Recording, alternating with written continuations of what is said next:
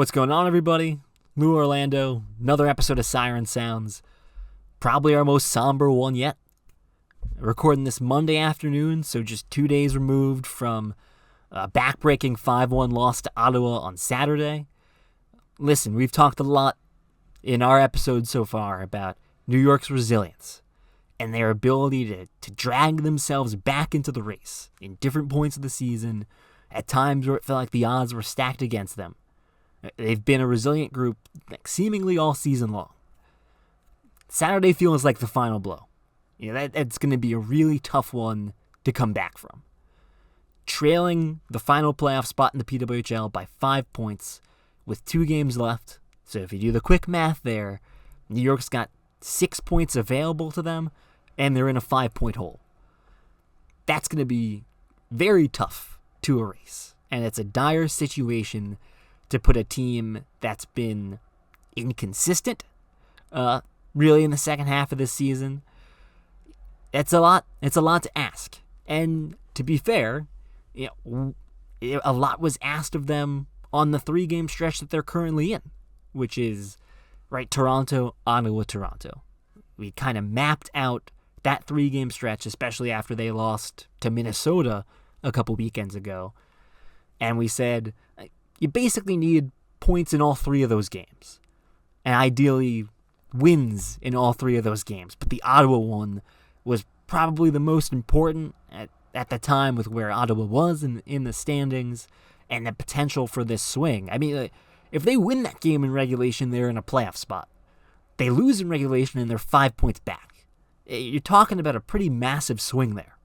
And again, to be fair, it was a lot to ask a New York team to go rally 3 straight wins against 2 legitimate playoff contenders in Ottawa and Toronto, or at least 2 would-be playoff contenders. They've done enough to hang around in this race, obviously.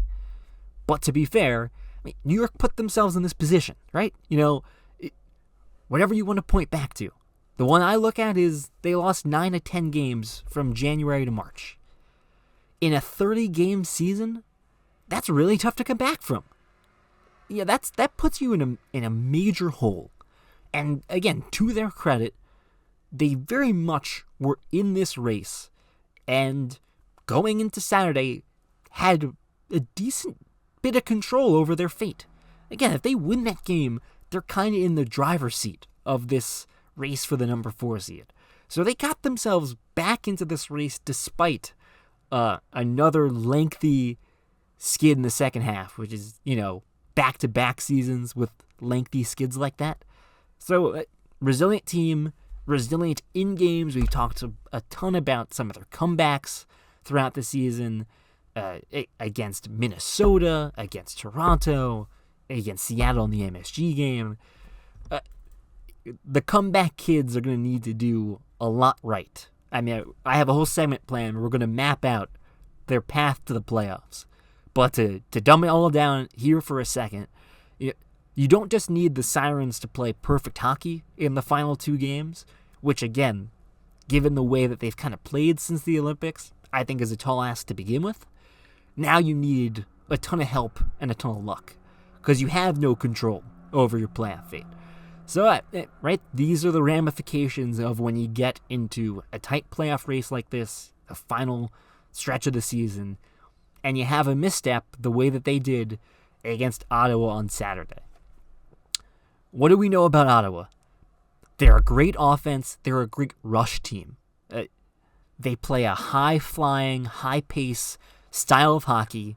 Not the most defensively sound team, although they've got a great goalie in the pipes in Gwyneth Phillips that can kind of help them there. But they take chances offensively. They're great, they love to get on the rush, and they're great at it. And that's something that Greg Fargo and the Sirens knew that coming in. Fargo said as much in the first intermission. He basically said, we know they're a great rush team. Our rush defense needs to be better. Sirens' rush defense wasn't good on Saturday. It's one of the reasons they lost that game. There are a few reasons. We'll get into it.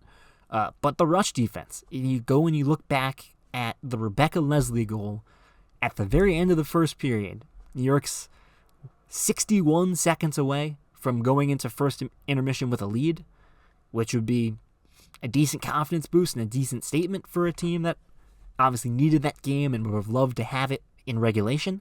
And Ottawa gets a little late rush in the final minute. Brianne Jenner leads it, and Ann Czerkowski kind of makes a mistake when she's racing back on the back check. And you've already got, I think it was Zandy Hart that was out there challenging Jenner on the rush, and Czerkowski closes in on Jenner. So you've got two Siren skaters on the player with the puck, and it left two open players on the weak side. And Jenner decides to hit Leslie, literally, I think, hits off her shoulder, she kind of guides it into the net. But you also had a trailer on the right dot. So, she kind of had her options there. As once Czerkowski really closed in, she had a couple places to send that puck. That's a poor decision on the back check. So we get a tie game going into the first intermission, and it all ends up unraveling. Ottawa scores 5 unanswered goals to win that game 5-1. That's kind of brutal. It's not a good look, I don't think, for New York defensively. We had kind of hypothesized, or I had kind of hypothesized, based on the last few games, that I thought down the stretch here New York was going to take more chances offensively, especially with some of the injuries that they have, some of the scoring talent that's out of the lineup, that I think we've seen them be, they're already a pretty aggressive forechecking team to begin with. We've seen them take a few more chances, be aggressive in the opponent's zone to try and force some turnovers and try and create some offense in any form, which they need to do that, right? They don't have a ton of puck creators and shot creators. You got a good top line, but they're lacking some of that scoring depth that a team like Ottawa has. So I get why you kind of need to play that way. But it bit them on Saturday. And, the one thing that you needed to really have locked down against Ottawa was a good rush defense. And taking chances offensively is not exactly conducive to that. So I think the Sirens clearly stumbled there. There's a major area that they stumbled in that it's its own segment. We're going to get to it. It's the power play. So toss that aside for just a second, because I do want to make a note about this game. It was a very physical game. A lot's on the line. I think you could see the rivalry out there for sure. It was definitely getting chippy, but again, that's what we want. We've done a good job of building this sport up to be a really physical game, and I think that's what the fans want to see, and hopefully we can continue that. But yeah, I think the fans and the atmosphere, it really makes it feel special. Ottawa has 25 hits. Everything really ramped up in the back 40 minutes, but really the second period is the one that you look at where it felt like maybe the messaging in the New York locker room was, hey, let's drive the net, let's be aggressive, let's really go in here and attack Phillips. And what that results in is a lot of the Sirens start driving to the net. I think there's probably some contact on some of those plays with Phillips.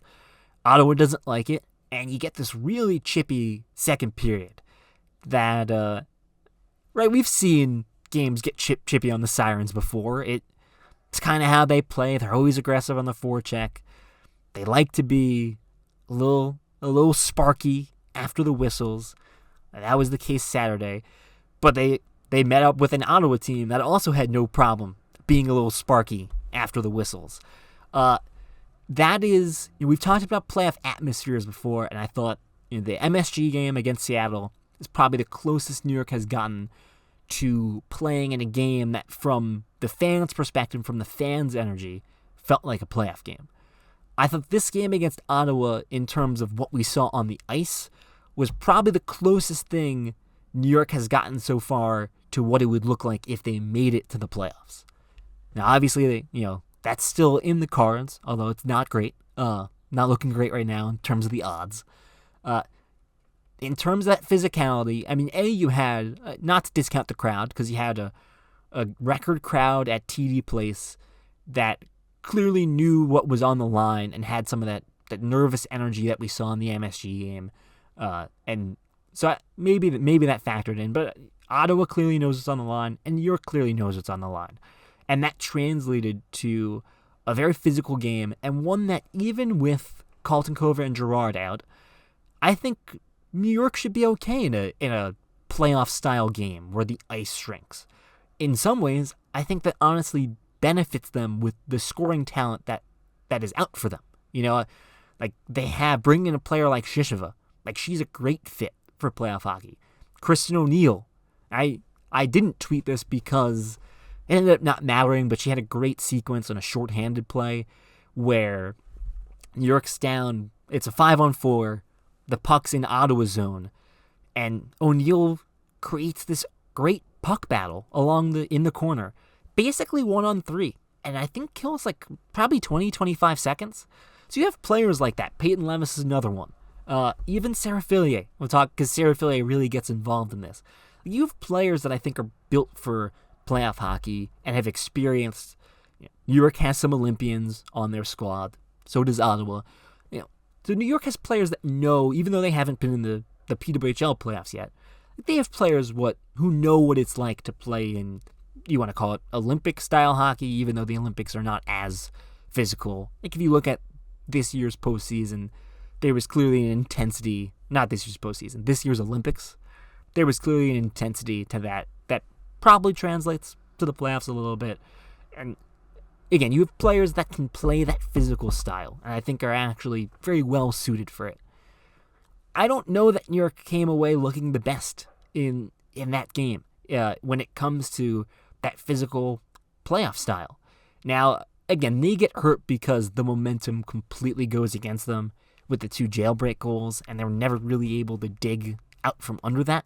But the one thing that I look at from that game is that Sarah Fillier developed a target on her back, because Fillier was playing aggressive and certainly playing with that physical edge that she's more than capable of playing with, and Ottawa started to go after her. And the big hit is Emily Clark kind of just crushes her in the neutral zone, and she's slow to get up, and they show that shot on the broadcast of looked like they were working on her neck along the bench. But there were a few other moments where, Fillier races down to get a puck in the Ottawa zone, and she takes a cross-check.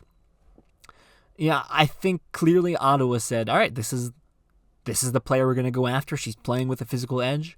We're going to make sure that she regrets that. And I don't know that New York ever really returned the favor in terms of defending Fillier. Like, they certainly played physical, and any time that there was a scrum at either of the nets, this is a hockey thing, right? You see the little cross-checks after the whistle. We see that all the time. Even in games that don't necessarily have as much of a playoff feel. Players are gonna toe the line and see what they can get away with. I just don't know that New York ever did a good enough job of making Ottawa think about going after Fillier. Like, if you're the Sirens, that's your star player. She's been on a crazy scoring pace to get you back into this playoff race. You can't afford to lose her. And, it's not like you can drop the gloves after every time they go after Fillier. And I'm not saying that. But I do think that there's maybe a little bit of, there's maybe some old school baseball of, hey, you hit our guy, we're going to hit your star. Of, all right, the next time that Jenner's on the ice, she's going to get a little bump. Or the next time that Rebecca Leslie comes out for a shift, you're getting a stick in the ribs. Right? The kind of like the basic hockey stuff of like, all right, you can go after our star player. We're going to make you regret it. I don't know that New York made Ottawa regret playing that physical game and specifically targeting Fillier. And that's like, the Charge should be targeting Fillier. That's a great strategy. That's a strategy that playoff teams employ. So I tip of the cap to Ottawa. I thought they did a great job in that second period of ramping up the physicality. They very early on clearly noticed that New York was driving the net, and they said, hey, like, you come in here, we're going to make you pay. And they did, time and time again. That's what a playoff hockey team is supposed to do. I just don't know that New York did a great job in that game of protecting Fillier or making Ottawa think about going after Fillier. That's most of the game reaction stuff. The big one that obviously we haven't gotten to, that is probably the biggest story from this game outside of the playoff fallout, is the power play. Now, New York had come into this game and they had just snapped an 0 for 20 power play drought. And we talked about it on the last Siren Sounds episode, and I even played the quote from Greg Fargo, where Fargo talks about getting a power play goal like that.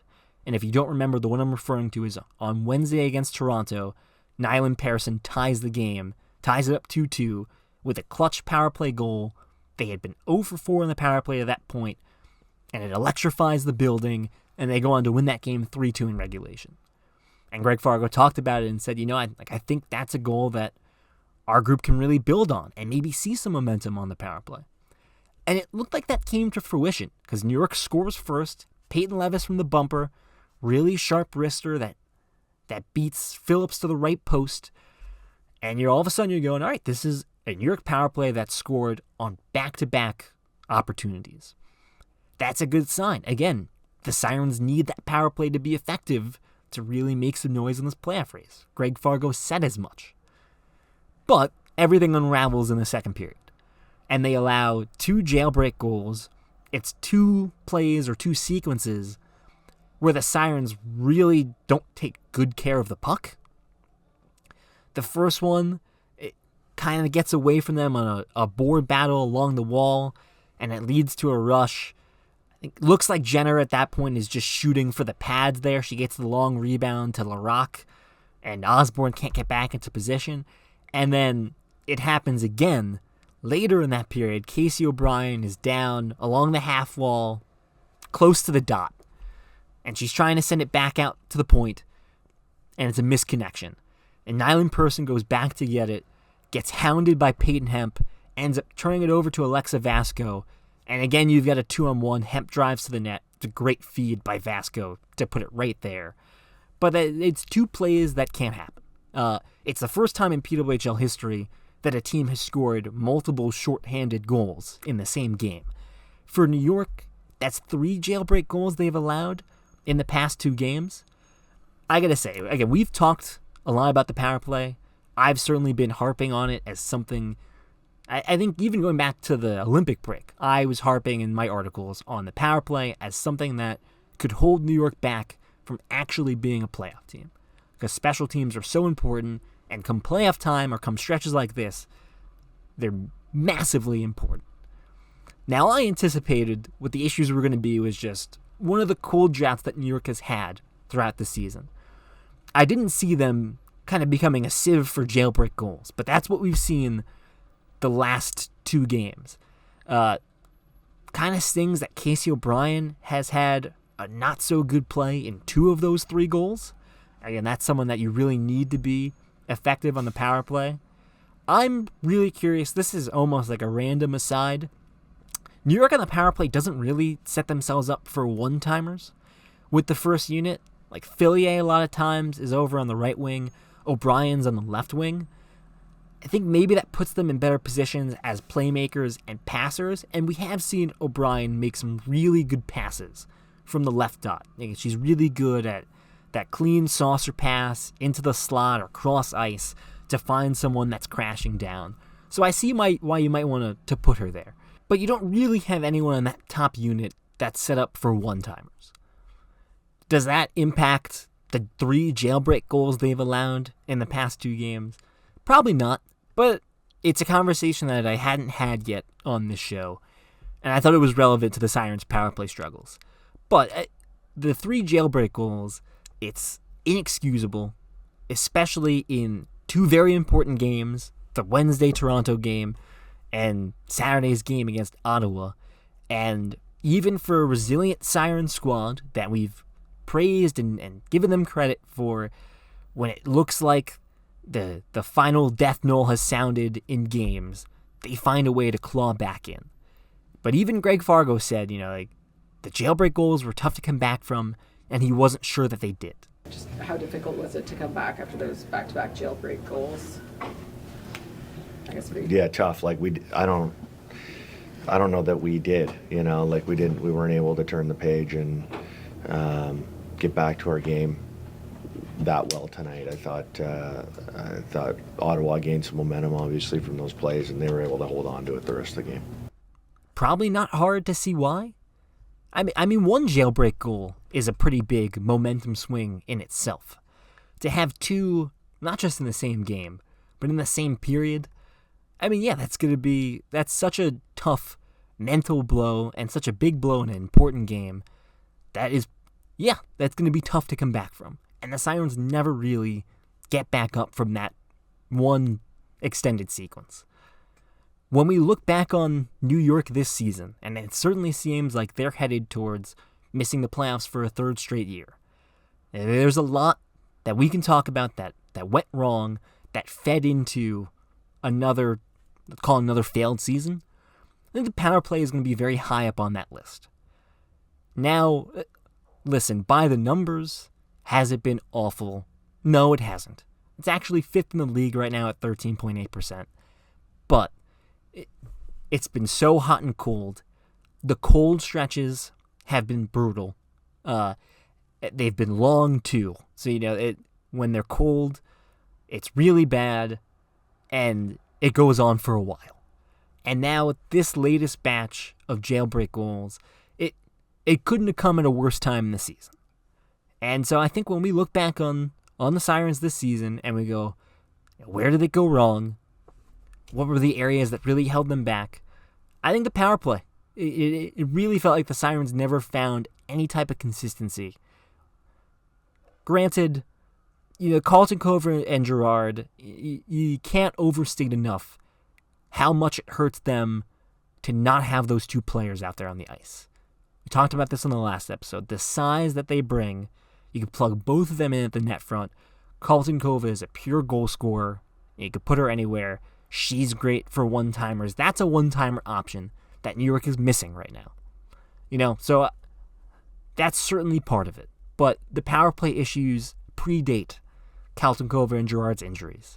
They started the season on a lengthy power play skid. And to allow 2 jailbreak goals in what I would classify as your most important game of the season, that's a brutal blow. And one that I think is very easy to point to and say, this is one of the reasons why you're not where you want to be. One of the other reasons is the way they've played on the road. You look across the PWHL, there's not a team with a wider disparity in their home-road splits than New York. Sirens are top 4, they're the 4th best team at home this season. They play pretty well. They had some big wins at Prudential Center. The win at MSG counts. Entirely different story on the road. They haven't won a game on the road since January 6th. So you're looking at 8 straight road losses. They are 0-1-7 in that span. So that's 1 point in 8 games. And if you zoom out and you look at the bigger picture, it's not like it gets really any prettier. Now, I feel like I do need to clarify here when we talk about home road splits. The PWHL includes the Takeover Tour games in the home road splits. So if you're listed as the home team when you play in Denver, that counts as a home win. And if you're listed as the road team when you play in Detroit and you lose, that counts as a road loss. I don't really agree with that. I called Fordham basketball, so I know decently well how college basketball works. And actually, college hockey does this as well, where you have your home games, you have your road games, and you have your neutral site games. And they're 3 different categories. I think that's the best way to do it because a neutral site game is completely different from a home game and a road game. There's completely different implications there. But going by the PWHL's classification of a road game, this is New York's road record this season. 2-0-1-10. So that's 2 regulation wins, an overtime loss, and 10 regulation losses. You want to dumb that down even further? That's 2-11. Now, if you want to go by what I would classify as a true road game, which is any time that you're at the opponent's main venue or you're in like their main city or county. Like again, MSG is not New York's main home venue, but you're going to have a predominantly New York crowd there. It's a New York venue. That still is a home game. So going by quote-unquote true road games this season, New York's 2-0-1-7. So 2 regulation wins, an overtime loss, and 7 regulation losses. So it's 2-8 in true road games. So no matter how you slice it, it's not good. And that's not good enough if you want to be a playoff team. Because you know what good playoff teams do? They went on the road. And when you look at the PWHL standings and the best teams on the road this season, I bet you can guess 3 of the 4 because it's the 3 top teams in the PWHL. It's Montreal, Boston, and Minnesota are 3 of the top 4. The other one's Toronto, which maybe could be a little surprising because, again, they're probably in the next tier with New York and Ottawa. But you know what? Toronto's right in the thick of this playoff race. They're 3 points behind Ottawa with 2 games to go. They get a game against Ottawa. Like, they're in this playoff race for a reason. But it should not come as a surprise to see Boston, Montreal, and Minnesota at the top or near the top of the PWHL road records. Because, again, that's what very good postseason teams do, is they're able to win on the road. It's not easy to win on the road. You have to be good. You have to be really talented. You have to have mental resilience, mental toughness. I'm not trying to imply that the Sirens don't have that, but it's certainly a storyline that if you can't win on the road, you can have a really tough time making the playoffs. And that's one of the reasons the Sirens find themselves where they are right now. So shifting into what, at least to me, is the most interesting conversation that we're going to have today, there are 2 distinctly different paths still available for the Sirens with 2 games left. The first is a playoff berth. The other is the number 1 overall pick, and probably through that, Caroline Harvey. Full disclosure, neither path is particularly likely for New York at this stage of the season, but both are on the table. Both are worth at least breaking down for the moment. So New York's playoff odds were at 3% when they lost to Ottawa. Then they sank to 2% because Toronto beat Minnesota in regulation on Sunday. So the standings refresher: Ottawa at 39 points, Toronto 37, New York 34. Everyone's got 2 games left. Ottawa closes out the season at Boston and then hosts Toronto for their final game. Toronto hosts New York on Tuesday, and then they go to Ottawa for the season finale. If you couldn't tell by the 2% chance to make the playoffs, the Sirens don't have any control over their playoff fate. They need a lot of help, they need a lot of luck. But if it is going to happen, they need 3 things to go right. They need 2 regulation wins. They need to finish the season with 40 points. Have to even have a chance at any of this coming true. 2, they need Ottawa to get 1 point or less in their last 2 games. And 3, they need Toronto to get 3 points or fewer in their last 2 games. If all 3 of those things happen, the Sirens will make the playoffs. It's not likely, but those are the 3 routes, or the 3 basic things that need to happen for New York to make the playoffs. And there are essentially 3 routes that it could shake out where New York wins the tiebreaker and gets into the playoffs. So the first is Ottawa loses twice in regulation to Boston and Toronto. As long as New York wins out twice in regulation, they'll have defeated Toronto, and they'll be tied with Toronto 40 points at the end of the season. New York wins the tiebreaker in total wins. They go to the playoffs. There's the other world where they finish tied with Ottawa. And so in that scenario, Ottawa loses to Toronto in overtime, and then Toronto loses to New York in regulation. So it's New York with 40 points, it's Ottawa with 40 points. New York would have the edge in regulation wins. In that scenario, they would get the tiebreaker. They go to the playoffs. There's also a world where all 3 finish with 40 points. This one I think is probably the least likely, but it requires Ottawa losing in overtime to Boston, then losing in regulation to Toronto. And again, as long as New York wins out, you have 40 points across the board with New York, Toronto, and Ottawa. New York, believe it or not, holds the tiebreaker over both of those teams and would get into the playoffs. There's a reason that this is a 2% probability outcome, these 3 routes. I mean, you need New York to win twice in regulation. That's a tall task, and they need to do it on the road, which, again, talked about earlier in this episode. They haven't had any road success this season, really. They haven't won a road game since January 6th. So that's asking a lot out of this Sirens team. But that's the path for the playoffs. The path for Caroline Harvey and the number 1 overall pick through the gold plan Well, then you'd be rooting for, on Tuesday when New York plays Toronto, you're hoping for anything less than a regulation win. Because the reason that the 40-point mark and the 2 regulation wins are so important for New York is that there's no conceivable way that the number 4 seed finishes with less than 40 points, right? Because Ottawa and Toronto play each other. So one of those teams is getting to 40 at minimum. So New York needs to get to 40 to even have a chance. So if they win in overtime, if they lose in overtime, they lose in regulation, they are eliminated from postseason contention, and they can get draft points in their season finale against Boston on April 25th. Now, the tricky thing here is you have to find a way to outpace Vancouver and Seattle, who are already eliminated. So Seattle's already got 1 draft point on the board because they lost in overtime to Vancouver. That was a crazy comeback. Hannah Miller scored with 2 seconds left. That could end up, if we talk about 2 weeks from now, the Sirens have the number 1 overall pick, Sirens fans send a thank you to Hannah Miller because that was a crazy Golden Knights comeback, and that kept Seattle's draft points low. So that game, even though Vancouver won, they didn't get a regulation win, so they're eliminated now. So they can get and accumulate draft points over their next 2 games. Seattle also has 2 more games to add draft points. They both play Minnesota and Montreal. So pretty good competition. I don't see Montreal really sitting any of their big guns. They got to play. Boston still has a chance to get the number 1 seed. So Montreal, you're trying to get, the home seeding throughout. I think they'll probably be playing their starters all the way through.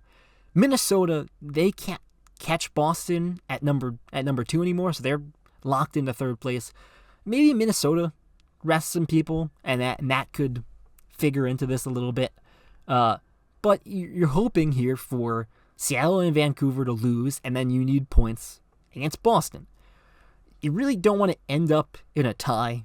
Most of the tiebreakers are going to favor Seattle and Vancouver.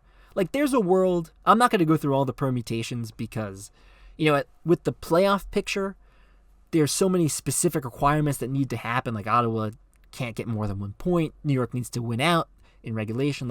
It became very easy to map out the 3 different routes that New York can go. There's not really any overlap here with any of these teams. It's harder to map out. There's a lot of different permutations that this gold plan can sort out as. But again, basically you're rooting for Vancouver and Seattle to lose. You would need to lose if you're a Sirens fan. The Sirens need to lose in Toronto, and then you got to get points at Boston in the season finale.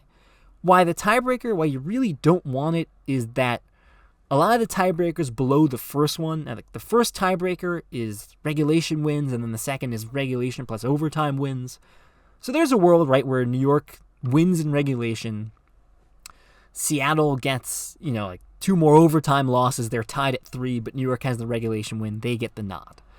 But in all likelihood, if everyone's tied in terms of regulation wins or regulation plus OT wins, then the tiebreaker is who has the worst record. And that would favor, obviously, Vancouver and Seattle. So, listen, either way, the Sirens really don't have much control over these paths. It's pretty low percentile odds of both playoffs and the number 1 overall pick. With the draft pick stuff, I think the one upside, if you're trying to glass is full, glass is half full, optimistic kind of view, is it's a really good draft, and barring a 2% playoff comeback that gets New York into the playoffs, you're getting a top 3 pick, I think. And if you get a top 3 pick, you get one of Caroline Harvey, Abby Murphy, and Layla Edwards. Harvey's probably going to be off the board. It seems like Harvey's the consensus 1-1. I haven't really seen anything to change that. But whether you get Abby Murphy or Layla Edwards, I'll table some of that stuff for maybe an end-of-season episode and stuff like that once the picture's a little bit clearer. But either way, you're landing an immediate impact star. So this is one of those drafts where you end up in the top 3, you're going to get someone that's going to be an instant addition and an instant impact player. So that's an upside. That's something if you're trying to be optimistic, if you want to stop doom posting, that's something you can sink your teeth into. I think that's the episode. Interesting to see how these final 2 games play out. I think, the path to playoffs and the path to Harvey stuff, certainly adds a little intrigue no matter how the Toronto game goes, where there'll be things that you'll be watching for. There'll be some stakes here. So I think, like, credit to the gold plan, making things a little interesting here. But, there's no way to slice it. That Ottawa loss was devastating. And, I know there's a lot of people that want the draft pick and they want the really good prospect. But I'll just say this, because obviously the NHL playoffs just started. And I don't know how many of you guys watched the Game 1 of Sabres-Bruins, but to watch that Buffalo crowd erupt after 14 years out of the postseason, and I get, New York's not at 14 years yet. They're trending towards 3. The league's only been in existence for 3 years. But, the playoffs are a magical time. It's one of the best viewing experiences as a fan. If you're a player, it doesn't get any better than playing in the playoffs. It's literally the best version of hockey at any level is playoff hockey. There's nothing like it. And there are some legitimate advantages to actually, even if it's a short-lived playoff run, you guys have watched this team. Covering this team, I don't think the Sirens have a great chance of, even if they make the playoffs, making a run to the Walter Cup final. But you know what? It's also hockey, and if there's any league where there's going to be some type of upset, hockey, we see it a lot. We've seen it a lot in the NHL in recent years. That was one of the reasons the President's Trophy curse was a thing. So, 4-1 upset happened literally last year.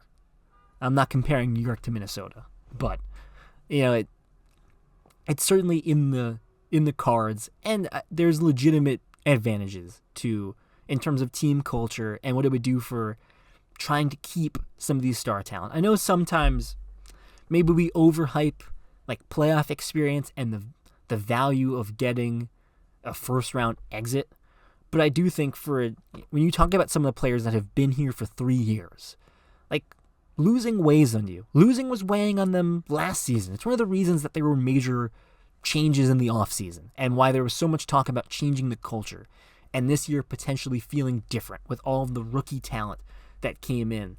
And almost the rookies kept telling me, one of the advantages we have is we're not burdened really by anything. I'm paraphrasing, but we're not burdened by the past 2 years of Sirens hockey.